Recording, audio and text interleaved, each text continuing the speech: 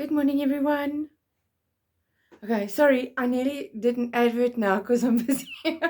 I'm busy recording things for my other Facebook page with my business and my gift shop, and so I'm holding the devotionals in my hand, and I'm thinking I have to literally switch gears. So sorry. But I just thought we should look at some people in the birth of Jesus, as surrounding the birth of Jesus. And the most obvious one, I think, is Mary. Luke 1, verse 38, it says, "And Mary said, Behold, I am the servant of the Lord. Let it be to me according to your word." And the angel departed from her. So if you go and you read verses prior to that in Luke 1, you read how she was alone somewhere. You read how she had been betrothed to a man that was older than her.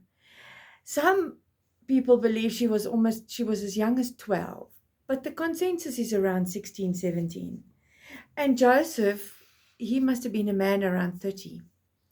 And this wasn't that unusual, but it wasn't what a girl would want. He was an old man. And in those days, people didn't live very long. So he might have been like old and decrepit already, according to her.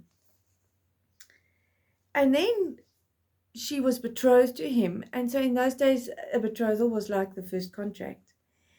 And a lot of um, couples got into trouble because there were pregnancies that happened.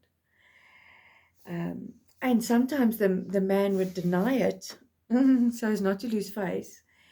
And then the girl would be stoned to death, you know. And so she had all these things. And yes, this young girl having to worry about this. She was inconvenienced. She was inconvenienced by this this thing that had come upon her because God had decided she was the chosen one. It wasn't something that she was yearning for. It wasn't her life plan. You know, my daughter's 17 and she's having to think of what she's going to study because she's got to start making arrangements to go and study it. Our salvation inconvenienced Mary. She was given a big platter of worry so that we could be given salvation. She wasn't a princess who grew up in privilege. She was not a wealthy woman at all. Her family was eking out a living. All her sisters, of which there were more than one, were all called Mary because her father was talking about his suffering every time he had a daughter who couldn't help him do the work that he did. Were called Mara, Mary, bitterness. So she just didn't have any kind of hope, it seemed. Pregnant at a very young age, engaged to this older man. And all you've got, and you and I know because we love God, this is the biggest thing to have. But imagine in her circumstances going to her family and going, so there was this angel in the garden, and he said, God is going to make me pregnant. I mean, if there's not a stoning waiting to be happening, then I don't know. And so she really had to swallow hard and take courage and go forth and be God's servant.